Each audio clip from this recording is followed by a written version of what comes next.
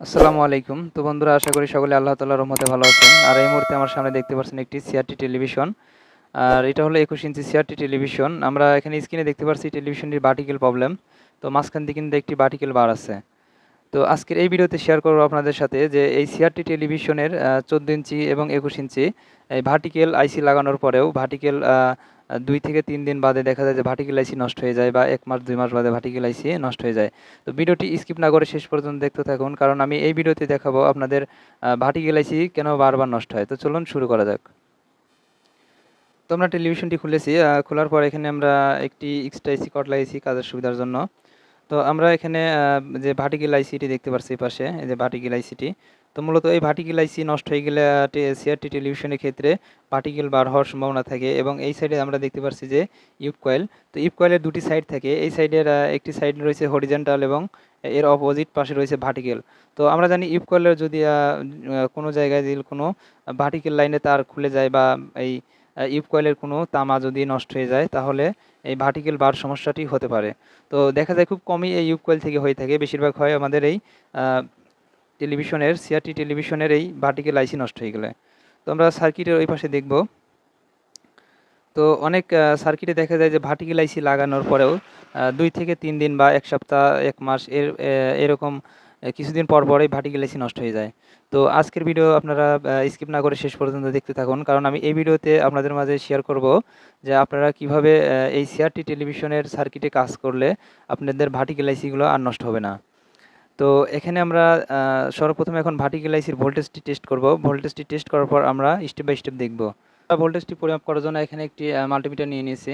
তো এখন আমরা সার্কিটের পাওয়ার লাইনটি ইনপুট করে দেবো। ইনপুট করে দেওয়ার পর আমরা সার্কিটের সপার থেকে দেখব যে কত ভোল্ট আউটপুট হচ্ছে, ভার্টিক্যাল এবং মেইন ভোল্টেজ। মেইন ভোল্টেজটি দেখতে পাচ্ছি ১০৮/৯ এরকম ভোল্টেজ দেখাচ্ছে। তো আমাদের ভার্টিক্যাল আইসি নষ্ট হয়ে যাওয়ার প্রথমত কারণ হতে পারে যে এখানে যদি হাই ভোল্টেজ হয়, তো হাই ভোল্টেজের কারণে কিন্তু নষ্ট হতে পারে। তো সিআরটি টেলিভিশনের সার্কিটের ক্ষেত্রে আপনারা এখানে মেইন ভোল্টেজ রাখবেন ১১০-এর মধ্যে। ১১০-এর বেশি রাখবেন না, বেশি রাখলে কিন্তু দেখা যায় ভার্টিক্যাল আইসি নষ্ট হওয়ার সম্ভাবনা থাকে। তো এখানে ভোল্টেজটি আমরা দেখতে পাচ্ছি পারফেক্ট আছে। তো এরপরে আমরা এই সাইডে ভার্টিক্যাল ভোল্টেজটি দেখব। তো এখানে দেখতে পাচ্ছি আমরা 25 ভোল্ট। তো এই ভোল্টেজটি কিন্তু পারফেক্ট আছে, 25 ভোল্ট। তো এই ভোল্টেজটি এখান দিয়ে একটি 1 ohms রেজিস্ট্যান্সের মাধ্যমে কিন্তু এই সাইডে ইনপুট হয়েছে। তো আমরা এখানে যদি ভোল্টেজটি দেখি, তো এখানে ভোল্টেজটি ইনপুট আছে। তো ভার্টিক্যাল আইসির এখানে যে আমরা 7টি লেগ আছে, তো 7টি লেগের ভার্টিক্যালের যে 3টি লেগ, তো এই 2টি থাকে পজিটিভ। তো আমরা পজিটিভ এখানে দেখব। তো এই সাইডে দেখতে পাচ্ছি আমরা 24 ভোল্ট, আর এই সাইডে আমরা দেখতে পাচ্ছি 25 ভোল্ট। তো এই সাইডের 25 ভোল্ট ইনপুট হয়, আর এখান থেকে একটি ডায়োডের মাধ্যমে এই পাশে ভোল্টেজটি যায়। তো তখন 1 ভোল্টের মতো কমে যায়। তো এখানেও ভোল্টেজটি ঠিক আছে। তো আমরা এখন দেখব যে ভার্টিক্যালের এখানে যে ইউব কয়েল থাকে, ইউব কয়েলের লাইনে যে দুটি তার, অর্থাৎ ইউব কয়েল লাইনের সাথে যে দুটি লাইন যায়, তো এখানে সেই দুটি লাইন আমরা দেখব। এখানে 12 থেকে 13 মতো ভোল্টেজ দেখানোর কথা। তো এখানে আমরা দেখতে পাচ্ছি 23 ভোল্ট দেখাচ্ছে। এখানে আউটপুট 23 দেখাচ্ছে দুটি লেগেই। দুই লেগে কিন্তু 23-22 এরকম ভোল্টেজ দেখাচ্ছে। তো এখানে মূলত 12 থেকে 13 ভোল্ট থাকবে, তাহলে আমরা স্ক্রিনে কিন্তু ফুল স্ক্রিনটি দেখতে পাবো। তো ভার্টিক্যাল আইসিটি নষ্ট হয়ে গেছে, যার কারণে এখানে ভোল্টেজটি বেড়ে গেছে। তো আমরা এই টেলিভিশনে ভার্টিক্যাল আইসিটি তুলব, তুলে একটি নতুন আইসি লাগাবো। তো আমরা এখন এই সার্কিট থেকে পুরাতন আইসিটি তুলে নেব। তুলে নেওয়ার পর আমরা একটি নতুন আইসি লাগাবো। তো আমরা আইসিটি এখানে থেকে তুলে নিলাম। তুলে নেওয়ার পর আমরা যদি আইসিটা ভালো করে দেখি, তো আইসি কিন্তু এখান থেকে ফাটে নাই। তো কিছু কিছু সার্কিটের ক্ষেত্রে দেখা যায় যে আইসিগুলো ফেটে যায়। তো এখানে আমরা আইসিটি দেখতে পাচ্ছি, আইসিটি ফাটে নাই, আইসিটি একদম ঠিকঠাক আছে। তারপরেও আমরা দেখতে পেলাম আইসিটি নষ্ট হয়ে গেছে। তো আইসি বারবার ফেটে যাওয়ার কারণ আপনাদের মাঝে এখন আমি দেখাবো যে কেন এই আইসিগুলো বারবার ফেটে যায়, আর আইসি বারবার কেন এই ভার্টিক্যাল আইসি নষ্ট হয়ে যায়। তো আমরা যখন এখানে ভার্টিক্যাল আইসির প্রবলেম নিয়ে আসবে আমাদের কাছে কাস্টমারটি, তো আমরা সর্বপ্রথম তখন দেখে নেব যে এই সার্কিটের পাওয়ার সাইডটি কীরকম অবস্থা। তো পাওয়ার সাইডে আমরা সর্বপ্রথম দেখতে পাচ্ছি যে এখানে একটি পুরাতন ভেরিয়েবল আছে। তো আমাদের এই ভেরিয়েবলটি চেঞ্জ করতে হবে। তো ভেরিয়েবলটি চেঞ্জ করার পর আমাদের এখানে দেখতে হবে যে দুটি পিএফ আছে। তো এখানে 681 যে পিএফগুলো থাকে, তো এই পিএফগুলো দেখতে হবে যে পিএফের মাঝে কোনো ফাটা আছে কিনা। যদি হালকা ফাটা থাকে বা কালো হয়ে যায় পিএফগুলো, তো পিএফগুলো চেঞ্জ করতে হবে। তো পিএফের ওই পাশে দেখতে পাচ্ছেন যে এখানে দুটি রেজিস্ট্যান্স থাকে। তো রেজিস্ট্যান্স দুটি হলো 68 ohms। তো 68 ohms রেজিস্ট্যান্সের যদি একটু মান চেঞ্জ হয়ে যায়, তাহলে কিন্তু বারবার দেখা যায় যে হাই ভোল্টেজ হয়। আর হাই ভোল্টেজ যদি নাও হয়, এম্পিয়ার বেড়ে যায়, অর্থাৎ আউটপুটে এম্পিয়ার বেড়ে যাওয়ার কারণে অতিরিক্ত এম্পিয়ারের জন্য কিন্তু ভার্টিক্যাল আইসি নষ্ট হয়ে যায়। তো এখানে আমরা দেখতে পাচ্ছি একটি রেজিস্ট্যান্সের মান এখান থেকে দেখা যাচ্ছে, অর্থাৎ কালার কোড বোঝা যাচ্ছে, আর একটার কালার কোড বোঝা যাচ্ছে না।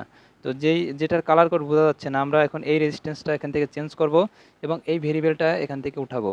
এই সার্কিটের ভেরিয়েবলটাও এখান থেকে আমরা চেঞ্জ করব।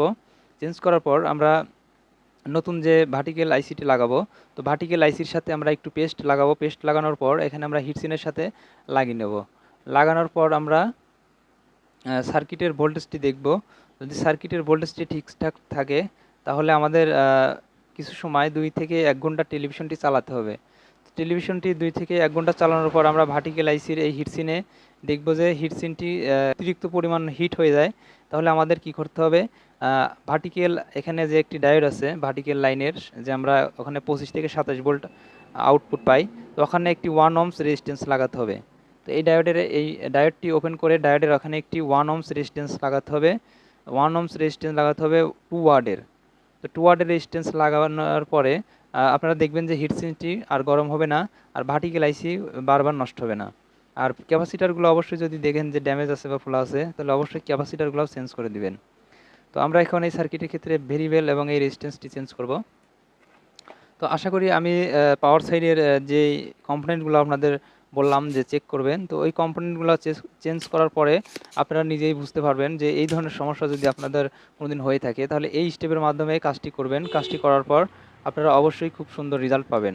দেখবেন যে ভার্টিক্যাল আইসিগুলো নষ্ট হচ্ছে না। তো এই সার্কিটের এখানে 68 ওহমসের রেজিস্ট্যান্সের কালার কোডের মানটি উঠে গেছে, তো আমরা এটা চেঞ্জ করব। আর এখানে আমরা ভেরিয়েবলটি খুলে নেব। সার্কিটের যে পুরাতন ভেরিয়েবলটি থাকে, তো এই ভেরিয়েবলটি অবশ্যই চেঞ্জ করে একটি নতুন ভেরিয়েবল লাগাতে হবে। কিছু সময় দেখা যায় যে ভেরিয়েবলের পুরাতন হওয়ার ফলে কিছু সময় টেলিভিশনটি চললে ভেরিয়েবলটি হিট হয়, হিট হওয়ার ফলে এর ভেরিয়েবলের যে ওহমসটি থাকে এটা বেড়ে যাওয়ার সম্ভাবনা থাকে। তো আমরা ভেরিয়েবল আর এখানে যে রেজিস্ট্যান্সটি খুলেছি, তো আমরা এখানে দুটি নতুন জিনিস লাগাবো। তো আমরা এখানে একটি নতুন ভার্টিক্যাল আইসি নিয়ে নিয়েছি, LA 78040 তো এখানে নতুন একটি ভার্টিক্যাল আইসি নিয়েছি এবং একটি রেজিস্ট্যান্স নিয়েছি। তো এটা হলো 68 ওহমস রেজিস্ট্যান্স। আর এখানে আমরা একটি ভিআর নিয়েছি 202। তো এই তিনটা আমরা আবার এই বোর্ডের সাথে লাগাবো। তো যে স্থান থেকে আমরা এগুলো খুলেছিলাম সেম স্থানে আমরা এখন লাগাবো। লাগানোর পর আমরা ভোল্টেজটি টেস্ট করে দেখব। তো আশা করি আপনারা যদি এই ধরনের সমস্যায় পড়ে থাকেন যে ভার্টিক্যাল আইসি বারবার নষ্ট হয়ে যায়, তাহলে আপনারা এই রেজিস্ট্যান্সগুলো যদি মান কমে যায় তাহলে দেখবেন। দেখার পর যদি আপনারা বুঝতে পারেন যে কালার কোড বোঝা যাচ্ছে না, তাহলে রেজিস্ট্যান্স চেঞ্জ করবেন এবং পুরাতন ভেরিয়েবল থাকলে সেই ভেরিয়েবলটা চেঞ্জ করবেন। আর ভেরিয়েবল চেঞ্জ করার পাশাপাশি আপনারা যদি এই পিসিটা চেঞ্জ করে দিতে পারেন তাহলে সবচেয়ে ভালো হয়। যাদের আইসি দেখা যায় ফেটে যায় বারবার, তাদের জন্য বলছি তারা যদি এই ধরনের সমস্যায় পড়ে থাকেন যে আইসি নষ্ট হয়ে একদম ফেটে যায়, তাহলে পিসি, ভিআর এবং এখানে যে 18-15 ট্রানজিস্টর থাকে, তো এই তিনটা একসাথে চেঞ্জ করে দিবেন। তো যে ভাইয়েরা আপনারা এই ধরনের প্রবলেম পড়েন যে ভার্টিক্যাল আইসি বারবার ফেটে যায়, তো তাদের জন্য এই তিনটা একসাথে চেঞ্জ করবেন। আর এখানে আমরা দেখলাম যে ভার্টিক্যাল আইসিটি ফাটে নাই, যার কারণে আমরা প্রথম স্টেপে আমরা ভিআর এবং রেজিস্ট্যান্সের এইগুলো চেঞ্জ করতেছি। চেঞ্জ করার পর আমরা সার্কিটটি একটু টেস্ট করব। টেস্ট করার পর যদি আমরা দেখতে পাই যে সার্কিটের ভোল্টেজ ঠিকঠাক থাকে এবং আইসিটি অতটা হিট হয় না, তাহলে আমরা টিভিটি ডেলিভারি দিতে পারবো। আর যদি দেখি আইসিগুলো প্রচুর পরিমাণে হিট হয়, তাহলে আমরা কিন্তু বুঝতে পারবো যে আইসিটি কিন্তু টিকবে না। তো আইসিটি লাগানোর সময় অবশ্যই আপনারা পেস্ট ব্যবহার করবেন। তো এই ধরনের পেস্ট বাজারে কিনতে পাবেন আপনারা। এই পেস্টগুলো জাপান লেখা, যেগুলো মেড ইন জাপান, তো এই পেস্টটা ব্যবহার করবেন। এই পেস্টটি খুব সুন্দর। তো এই পেস্ট আপনারা কি করবেন, এই ভার্টিক্যাল আইসির এই যে এখানে যে হিটসিন আছে, এই হিটসিনের সাথে লাগাবেন, একটু বেশি করে লাগাবেন। লাগানোর পর আপনারা হিটসিনের সাথে ভালো করে নাটটি টাইট দিবেন। তো আমরা এই ভার্টিক্যাল আইসিটি এখন লাগাবো। এই ভার্টিক্যাল আইসির সাথে আমরা হিটসিনের সাথে লাগিয়ে দেবো। তো এই পেস্টগুলো লাগালে কি হয়, ভার্টিক্যাল আইসিটা এরকম হিট হয় না। তো অবশ্যই পেস্ট লাগানোর চেষ্টা করবেন। তো আমরা আইসিটি এখানে টাইট দিয়ে লাগিয়ে নিয়েছি। তো এখন আমরা আইসির এখানে এই পাশে ঝালাইটি দেব। তো আইসির এখানে আমরা ঝালাইটি কমপ্লিট করব। ঝালাইটি কমপ্লিট করার পর আমরা সার্কিটে ভোল্টেজ দিয়ে টেস্ট করে দেখব। তো ভার্টিক্যাল আইসির এখানে যে ডায়োডটি থাকে, তো দেখা যায় কিছু ক্ষেত্রে যদি এই ডায়োডটি নষ্ট হয়ে যায়, তাহলে কিন্তু ভার্টিক্যাল আইসি লাগানোর পর দেখা যায় যে নষ্ট হয়ে যায়। তো এই ডায়োডগুলো দেখে নেবেন যে ডায়োডগুলো শর্ট আছে কিনা। তো আমরা এখানে সার্কিটে আইসিটি লাগিয়ে নিয়েছি, ভিআর লাগিয়ে নিয়েছি এবং এখানে যে 68 ওহম রেজিস্ট্যান্স, তো এটা আমরা লাগিয়ে নিয়েছি। তো এখন আমরা সার্কিটে ভোল্টেজ ইনপুট করব। ভোল্টেজ ইনপুট করার পর আমরা মাল্টিমিটার দিয়ে যে ভার্টিক্যাল আমরা আউটপুট ভোল্টেজটি টেস্ট করব। তো এখানে আমরা মেইন এসি লাইনের সাথে এটি ইনপুট করে দিলাম। তো মেইন এসি লাইনের সাথে ইনপুট করে দিয়েছি। এখন আমরা মাল্টিমিটার দিয়ে যদি ভোল্টেজটা একটু টেস্ট করে দেখি, তো আমরা এখানে দেখতে পাচ্ছি পারফেক্ট 100।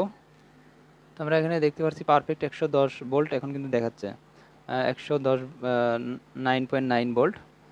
তো এখন আমরা ভার্টিক্যাল ভোল্টেজটি দেখি। তো ভার্টিক্যাল এখন 27 ভোল্ট।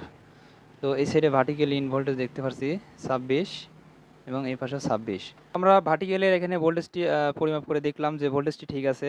তো এখন আমরা এখানে যে ভার্টিক্যাল আইসি থেকে যে আউটপুট লাইনটি ইউভ কয়েলে যায়, তো এখানকার ভোল্টেজটি আমরা চেক দেব। তো এখানে আইসিরে যদি ভালো থাকে তাহলে আউটপুট ভোল্টেজ দেখায় 12 থেকে 13। তো আমরা এখানে যদি ভোল্টেজটি এখন দেখি,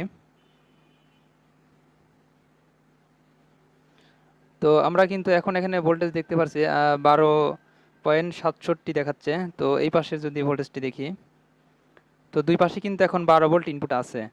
তো যদি ভার্টিক্যাল আইসিটি নষ্ট থাকে তাহলে এখানে কিন্তু ভোল্টেজ 12 এবং 13 এরকম ভোল্টেজ দেখায় না। তো এখানে ভোল্টেজ লো দেখাতে পারে এবং হাই দেখাতে পারে। তো আমরা যখন এই আইসিটি দেখলাম ডিস্টার্ব ছিল, তখন এখানে ভোল্টেজ দেখালো 27। তো আইসি লাগানোর পর এখন আমরা দেখতে পাচ্ছি 12 ভোল্ট আছে। এখন কিন্তু এখানে 12 ভোল্ট ইনপুট আছে। তো আমরা এখন টেলিভিশন স্ক্রিনটি দেখব যে স্ক্রিনটি প্রপারলি আসছে কিনা।